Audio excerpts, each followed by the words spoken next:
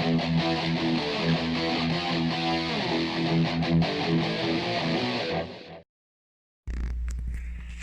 what's going on, YouTube?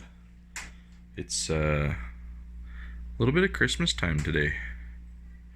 We FedEx dropped off a whole bunch of stuff today, along with Amazon dropping off this thing.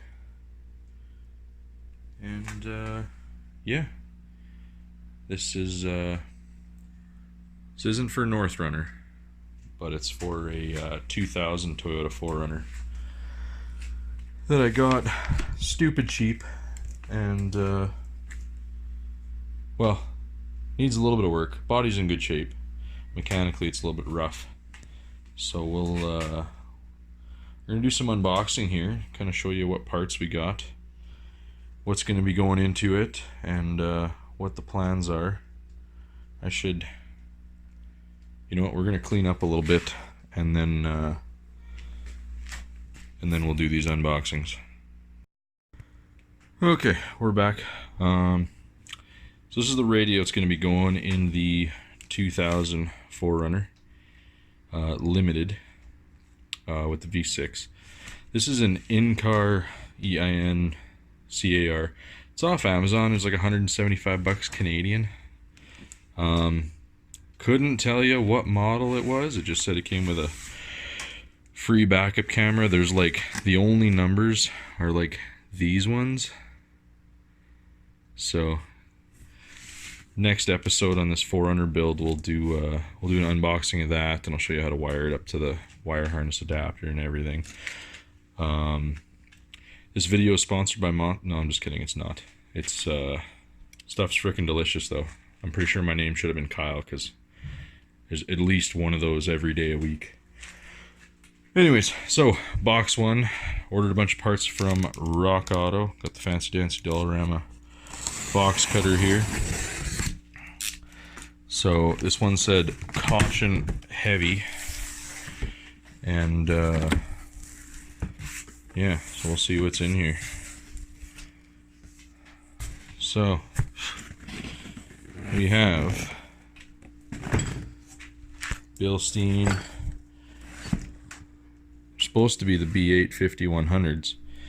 I'm hoping the yellow and blue is just what's on the box, because they are supposed to be silver. There you go. Yeah, B8 5100. That's the Bilstein number, 248730.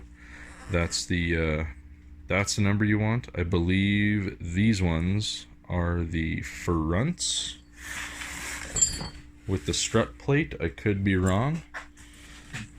And then there's that part number 249966. I believe these are the rear shocks that'll be going in. We'll tear these out of the box and take a look at them as soon as I finish unloading this. That's another one of those. Sorry, trying to do this one-handed. Should have threw the GoPro on the forehead for this. Alright, what else we got? Velcro valve cover gaskets for the 3.4 liter V6. I believe it is a 5VZ-FE is the 34 number. These aren't for the 2000 4Runner.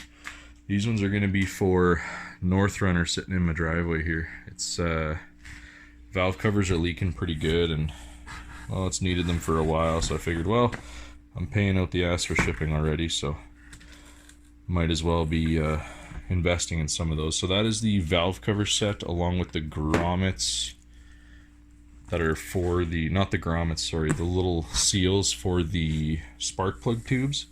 There should be a Velcro box in one of these boxes for the grommets for that. We aren't gonna do the little half moon aluminum fillers, just because I don't think I'm going to need them. They say you can just re-RTV them back in. I mean, it's aluminum, shouldn't really wear out. There's no wearing parts on it, so we're gonna leave that alone. If they're messed up, then we'll be re-RTVing them in, but it should be fine. Next on the list is a O2 sensor. 3rd Gen 4Runners have 2, I believe. I'm not sure about the O2 because they went electronic with a bunch of crap on that one. But the 96 to 01s should be all the same for the 3.4s. The upstream and downstream are both the same. This is the Bosch replacement O2 sensor. And it is going to be for North Runner as well, not for the 2000 4Runner. 2000 4Runner isn't throwing any codes. Everything seems to be fine. It's just we're going to get it safetied, and the ass end is sagged out of it, and it's going to need some more help. Which one is this guy? This is the S3548 tie rod end. Don't know. It's supposed to be an L or an R at the end of that 3548 number, but there isn't. So I don't know which one this is going to be, but that is going to be for the 2000 4Runner. Still need a name for the 2000 4Runner, so hit the comments below if you got any suggestions. Okay, so this one's 4.7. I don't know. We'll figure it out. They only go on one way, so that is new greasable outer ball joints. What do we got here? Pivot strut mount. So this is the top strut mount for the Bilsteins, because all they come with is the bottom spring seat. They don't come with the top. And honestly, these things are like $20 or $25, I think. Even on Amazon, they might be 30.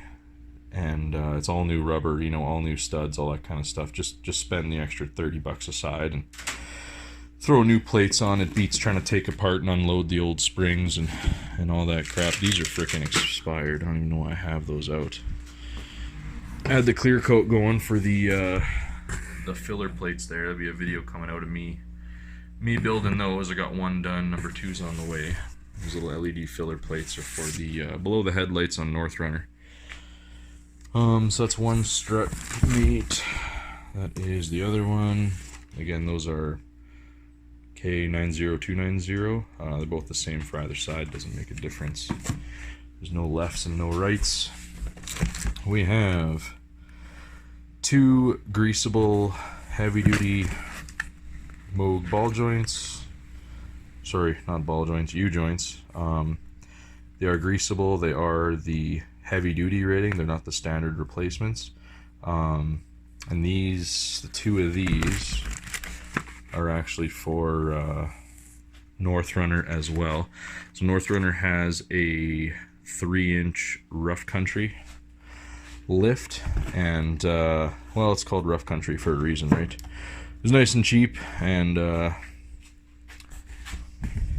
it was nice to do it, and it sits nice and high, and I got the 33-inch Duratrax on the 17-inch TRD rims on there, and it's sitting pretty nice, but it's rough. I wouldn't recommend. And the only reason it's rough is because it's got the same length springs that are factory, like the same height, but they're just made stiffer, so the thing just basically doesn't sag under its own weight, and that's what gives you the lift. It's not an actual lift. If I could do it over again, I'd go with the Toytech Superflex springs, the variable rate, and that way, you know, I think it's 3 3/4 inches a lift or something, and then under its own weight it drops down a little bit, but it's just that variable rate, right? The first little bit's nice and cushiony, and then once you get some weight in it, it kind of just drops a bit and then stops, and that's how it handles the weight, or a trailer or whatever. So if I could do it all over again, that's what I would do. Anyways, upper ball joints. We got 2 for the 2000 4Runner, and we got 2 for North Runner, because 3 inches basically as high as you can go with the factory upper control arms on a 3rd Gen 4Runner, and the ball joint kind of gets maxed out, and the knuckle, I don't know if you want to call it a knuckle spindle, maybe. No, I guess it'd be a knuckle. pretty much almost touches the upper control arm at full droop. So as you're driving, you know, the ball joint's kind of crazy maxed out on angle, and of course when you're doing a lift on the cheap, you go to Napa and you buy the cheapest frickin' economy ones they have for 20 bucks a side, and well, a year later, new ball joints. So don't cheap out. Simplest thing. Alright, what are these monstrosities? I'm gonna remember buying this.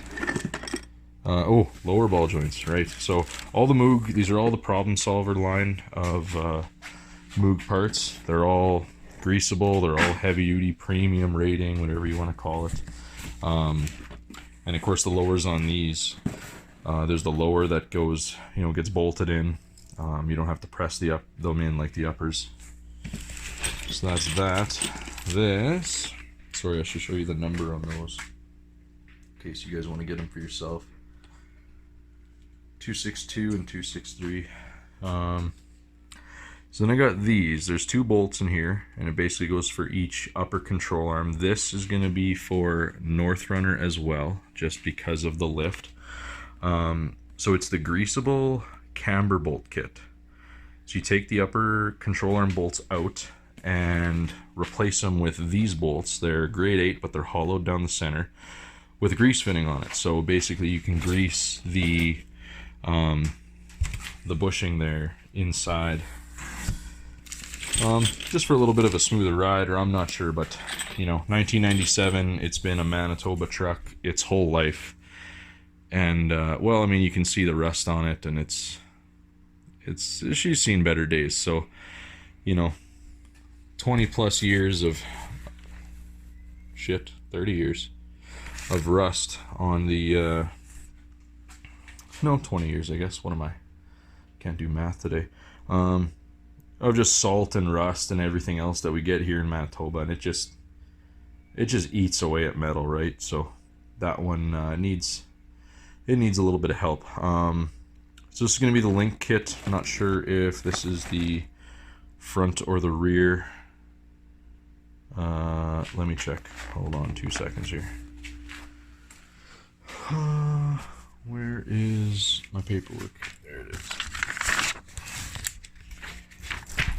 And of course, throw it across the garage.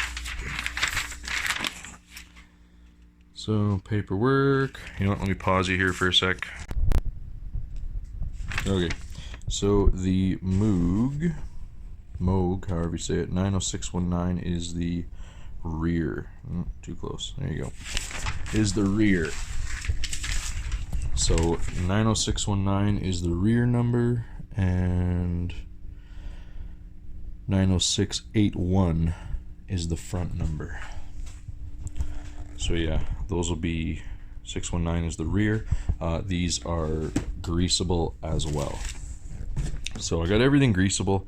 I just like the idea of the serviceability, because I know even if I'm a bit anal with it and I grease it maybe too often, that at least it's still, you know, it's still greased, it's still maintained, and I find when you have greasable parts on your truck, it just keeps you on top of your maintenance a little bit. You know, you're not just going, you're like, oh, I'll do it next week, and oh, I'll do it next week, oh, I'll do it next week, and then frickin' 3 months goes by and you haven't touched the thing, and now you got a U-joint click or something stupid. So that might have been what happened with this. Haha. All right, let's move on to the next box here. All right, box number 2.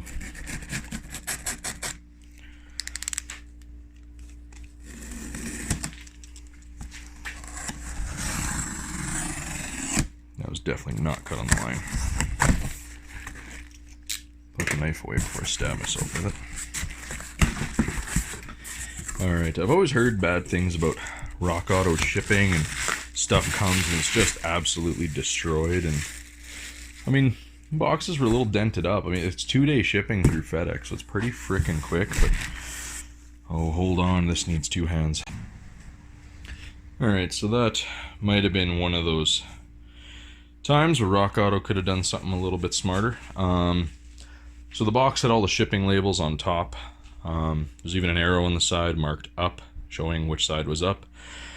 The coil springs were on top of this little fuel filter. Probably not the smartest thing to put, you know, a 25-ish pound box on top of a tiny little like metal tube, but whatever, it was wrapped up all right. So these are AC Delco 4580368, which are, I'll tell you right away, they look short enough to be the front strut springs. Let's see. Oh yeah. So yeah, that's her. I think they're rated for 2,700 pounds a side or something like that. So pretty solid. I'm hoping they're not too rigid. It's going to be an interesting video freaking loading these things up to build the front struts, but we'll cross that bridge when we come to it.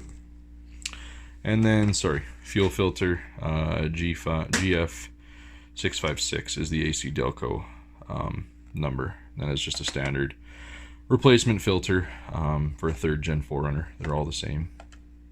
So yeah, hopefully this isn't too much of a bitch either.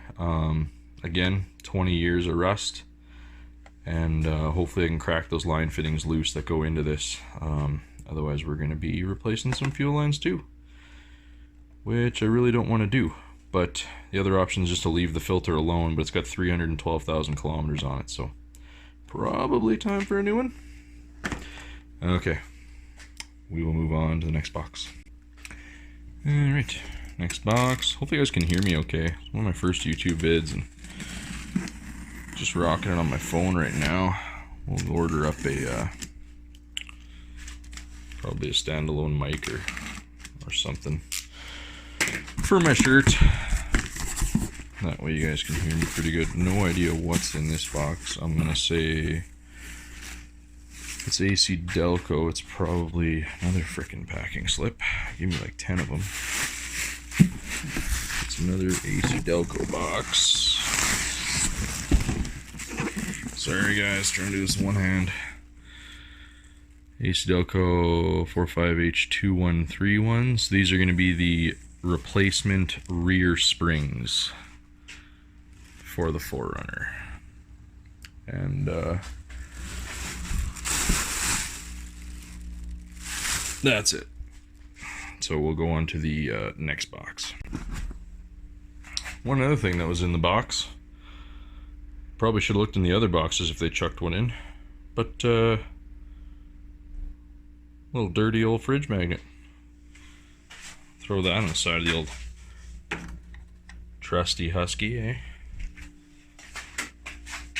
And pop these open just so you guys can see what they look like. They're that was a horrible cut.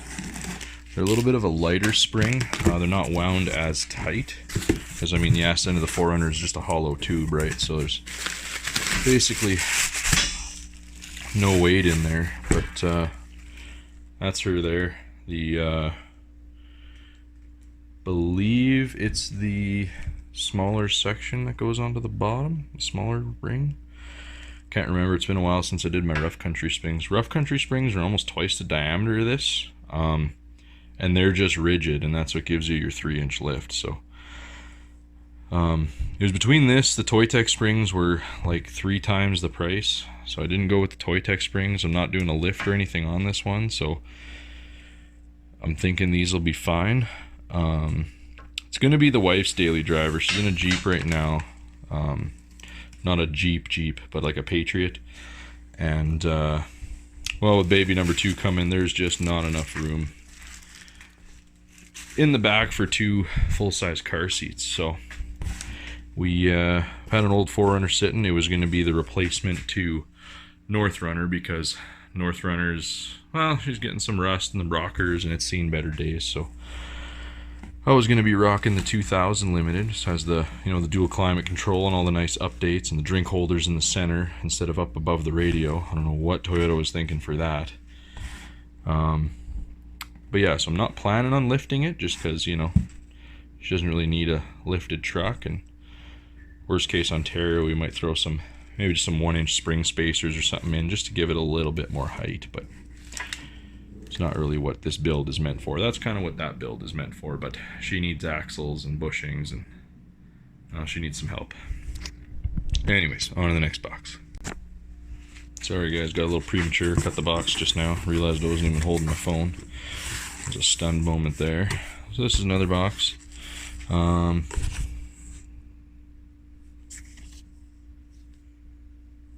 Load. That is a decent Scout.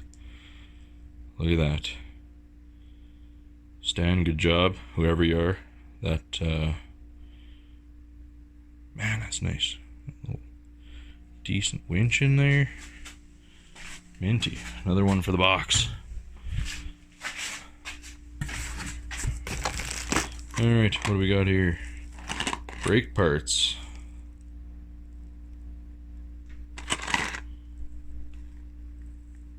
I don't remember ordering brake parts. What is this? Oh. Little 5-pack of wheel studs they sell for $10. Yeah, anyways, when I bought this 4Runner, it had been, you know what? That'll be another video. I'll take you, we'll do a walk around of the 4Runner, I'll show you some of the frame rust I'm going to be fixing. We'll talk about what we're doing to fix it, and you know what, maybe this video is going to be episode 2. Maybe episode 1 should be an introduction to the truck. Yeah, I don't know, I'll decide. Well, you guys watching the video are already going to know, because it'll be in the future from right now. But, yeah, and then I know I just said that I wasn't planning on lifting it, but there might have been 1.5-inch Rancho rear lift spacers for $60 on the website, so I was like, why not? That's it for this box. We'll go on to the next one. You know what? Let's open up those spring spacers. I want to look at them. So, you get install instructions. Basically saying, yeah, you know, lift your vehicle up, probably disconnect sway bar, let her go to full droop. You'll have to jack up one side to kind of twist the axle one way so the spring lets go on one side. Squeeze this in, don't put your digits in between there. Don't choke your fingers wherever you wouldn't put your dick, kind of thing. And force them in there. If you guys have ever changed springs on the rear end of a 4Runner, you'll know that even just getting the factory ride height springs in already is a chore without pulling all the control arms off and absolutely everything. So trying to sneak these in. So they just go up on the top perch next to the frame, and spring just seats in that little gap. And yeah, even if you go 100% full droop with no sway bar, these aren't going to pop out because you got to compress the spring slightly just to even get that in. So yeah, there's no bolts that hold these in if you guys have never used these before, but to be honest, unless you royally screw up your truck wheeling, these aren't going to come out. They're fine for daily driving. So yeah, not bad. They're not a, I think they're like a polyurethane type material. They're pretty dense, but I don't know if you can see it there. There's some slight flex to them, so that'll be not bad. Anyways, if you guys are wondering what Jesus, here we go. Christ, couldn't find the thing. RS70079 is the kit for a 3rd gen 4Runner. I think it's the same ones for a Nissan Armada and a Pathfinder, if I'm not mistaken. Yeah, see, there you go. Pathfinder and Armada. Just says don't reuse the factory insulators.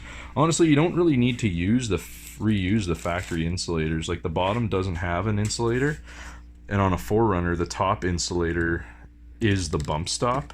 It just sits in top of the, you know, it's like a upside down pylon kind of thing, and hangs on the top of the spring, goes inside it, and that's your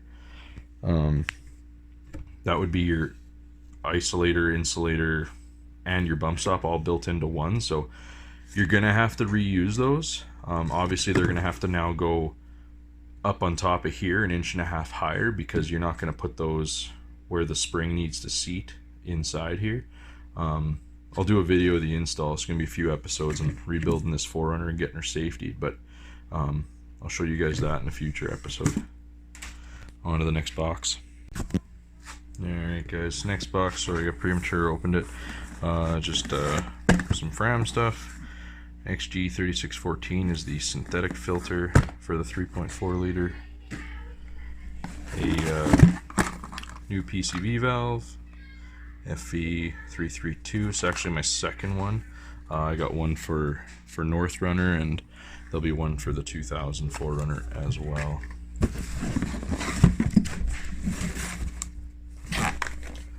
And then a Fram filter, 7626. Doesn't matter what model of Fram you get, number's the same.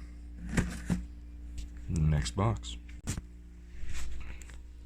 Sorry guys, no more 4Runner. Close the door a little bit. The dandelion seeds are just going like frickin' nuts right now. They're absolutely everywhere.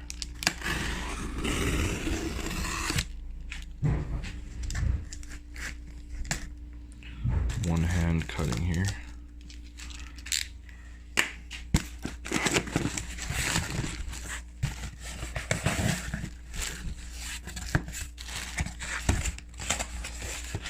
Might get loud right away.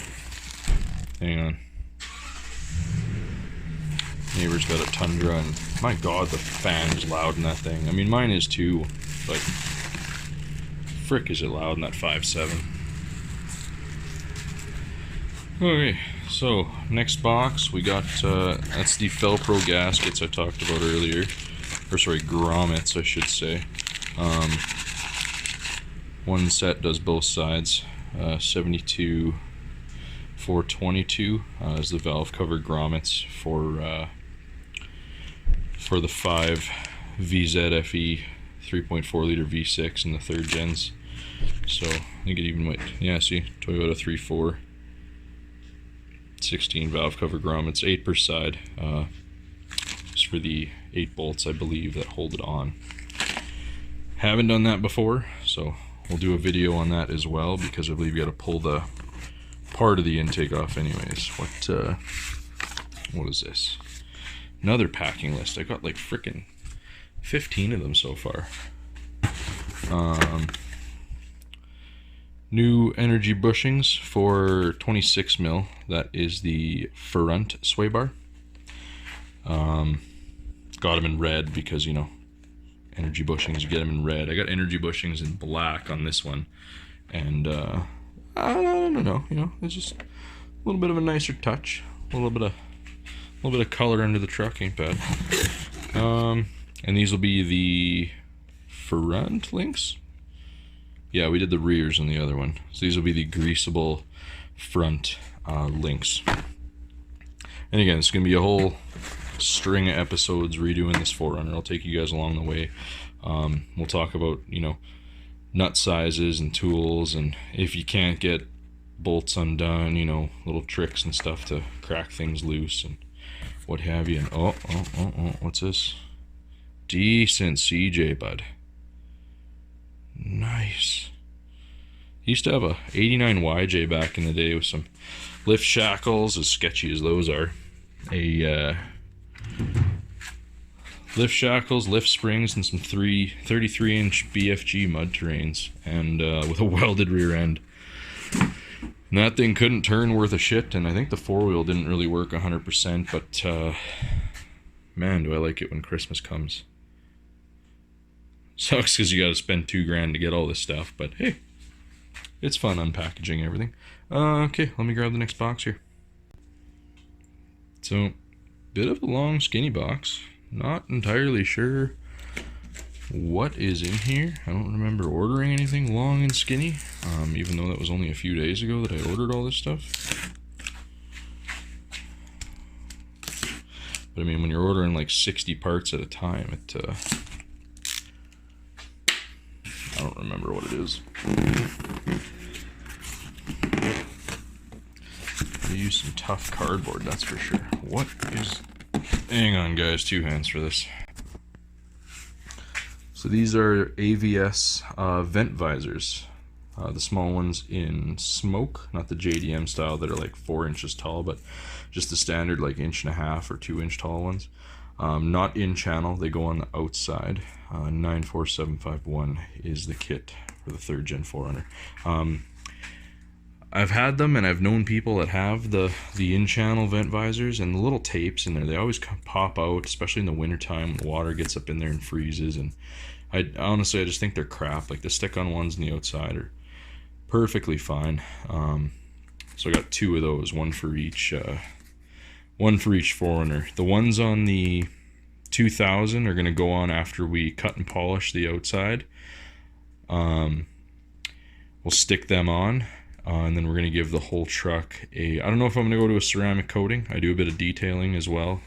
So I don't know if I'm going to go full-blown ceramic coating on the truck, but it'll for sure get a paint sealant and a wax. But you can't stick these on once the sealant's on there, just because, you know, nothing sticks to it. So these will go on, and 4Runner is going to get painted before that kit goes on. So that's going to be later on this summer.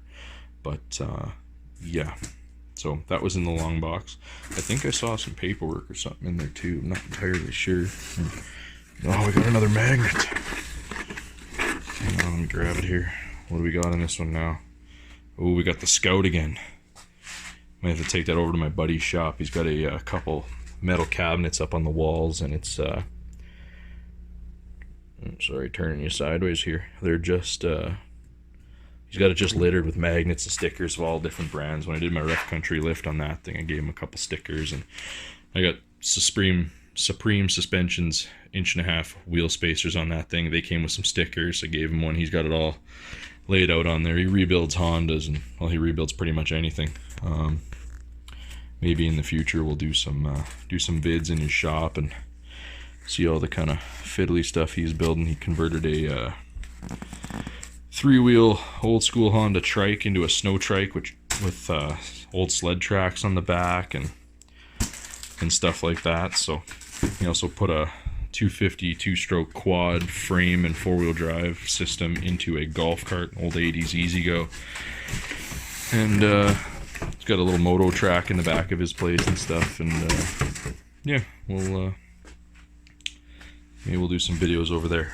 So last box is a fairly large one, and it's seen better days, but we'll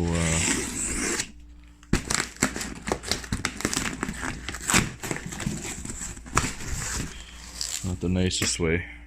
Should have done the old zip ties and bias plies box opening where you take a tiger torch to it, eh? Maybe I'll have to do that in another video. Look at that beast. Old Sub. Nice. That is decent.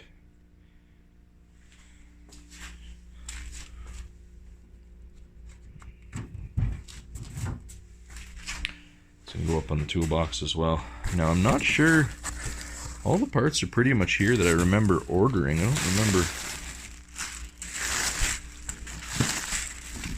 ordering anything. Oh, right. Yeah, so SureTrack or Track Motive, or I think it's the same company. Front CV axle half shaft. So that'll go from the front diff to the hub on a 3rd gen. I never did a diff drop kit on 4Runner when I did the 3-inch lift. So those axles are, well, they're pretty sloped compared to factory. Factory, they sit basically flat, and these ones are angled pretty good. Anyways, I got nothing but clunking and rattling and all kinds of crap. Boots are toast. There's grease flowing up all in the... I'm gonna have to steam the whole bottom of that truck to get it clean again. But yeah, there will be a video on all that. But yeah, so that's the number. Both sides are identical. They just slide into the diff / axle housing under the truck, and then, you know, boot kind of thing to the front tire. Toytex sells a diff drop kit, which drops the diff a little over 1 inch, I think. I think it's like 1.25 inches roughly. They say it's 1 inch, but I think it's more than that. To get the axles, you know, closer to their factory geometry. But really all it is some longer grade 8 bolts and these little glorified 1 inch thick washers. And and I'm not spending $50 US on that plus shipping to get it to me. I think by the time I was said and done, it would cost me over $100 just to get a drop kit here. And I mean, for that price, I'll make my own little machine spacer. So we'll do a video on that. But basically, to get that to a 3-inch lift, all it is about I think they're 1.125" strut spacers on the front. But because the strut is mounted like inset of the tire, when you drop the strut 1.125", by the time you carry that control arm geometry out to the wheel, it actually is basically 3 inches at the wheel. So really, you don't need to go like a full 3-inch drop at the differential. You only need to drop it like 1 inch, 1.5 inches to get it back to geometry. The only thing you got to be wary of is just when you're under full droop, just how close you get to the webbing inside the control arm, which I think there's lots of room. But once we get up under the truck in that future episode, we'll see kind of how far of a fat, like your own homemade diff drop you can go to get them with being safe still. If you're doing a long travel kit or something, that's a whole nother story. But this is all just, factory, not breaking the bank like crazy. I don't know if I can pick one. No. But yeah, so that's the number for the CV half shafts. There was Cardone, and there was a couple other brands that Rock Auto sells. I was doing some reading online. The guys say the Cardone ones are not the best to go with because they're remanufactured and they don't really. There's something about they don't treat the metal properly or something. I don't know. I was reading a bunch of forums, and I didn't really feel comfortable spending $40 on axles, which was the cheap ones. I can't remember the brand off the top of my head. Then there was these ones, which are about $70 Canadian a side. And then there's the Cardone ones, which were like $75, but I heard some bad stuff about them. So I went with the middle of the road ones. Once we do the diff drop kit, we'll see. Yeah, and we'll have to do a review, year down the road or something, and just see how long they actually last. Okay guys, opened up the box. There you go. Comes with the new nut. And this is a new CV axle. It's not a remanufactured one, which is one of the reasons why I went with a new axle. Didn't really like the idea of. There's nothing wrong with remanufacturing. I don't know. Like the idea of new. So yeah, new boots. They're just slip in, ready to go. None of the axles come with the ABS ring or anything like that, so we'll have to reuse the old one, which is fine. But yeah, so that's that. That's gonna be it for this video. She's stretching on a little bit long already. It's longer than I wanted it to be. But yeah, so I'm gonna break down all these boxes and get them out of my hair. We'll get all this loaded up, and we'll have to start the build series. So yeah, I think this is going to be episode 2. We will make episode 1 kind of going over. No, we'll do 2 episodes. We'll do one going over North Runner, what it has done to it, what it needs to be done to it to get it just back to at least so it's not falling apart, and then what the future plans are for North Runner and where I want it to go. It's already got the sound system and the speakers and the lift and all that kind of stuff. That's all done, but since then some other things need to be addressed. We got some rust that's got to be fixed up, so we'll do videos on that. We'll do another video on the intro to the 2000 4Runner, which again, I need to find a name for it. Hit the comments with the name. I wanna get some good names. Can be hilarious. It doesn't have to be hilarious. My buddy said the Apache was a nickname for this one. I don't know why that was a name, but that was a name that was thrown out there. I have since switched it to 4Runner. I'm gonna order North Runner. I'm gonna order a custom plate that says North Runner for it. So we'll do that, and but we'll do an intro video to the 2 trucks. This will be video 2 to the 2000 4Runner rebuild. Even though it kind of has, axles for North Runner and not really is related to the 2000 4Runner, but it'll be episode 2, and episode 3 will be starting to do some work. First thing's gonna be fixing the frame. It's got some frame rust where the frame is literally non-existent. But yeah, we got to get some steel for that maybe this coming week, and yeah, I'll show you how we're gonna lay out the steel and where it's gonna get welded and stuff like that. So that'll be it for this video. I'm ranting on again. I do that sometimes. Like and subscribe. Like the video. I'm new to YouTube. Would definitely help me out. And subscribe if you want to kind of follow the build series and just see how we're gonna go. I don't know how often I'm gonna do a video yet. I'm gonna try one a week, but we'll see. Still figuring out the whole editing thing. I haven't really done too many videos other than just screwing around on my phone with some free software and stuff. So we're gonna do that. I got some other videos I need to get out. One of them is these filler plates. I'm gonna finish those up this weekend doing the other one.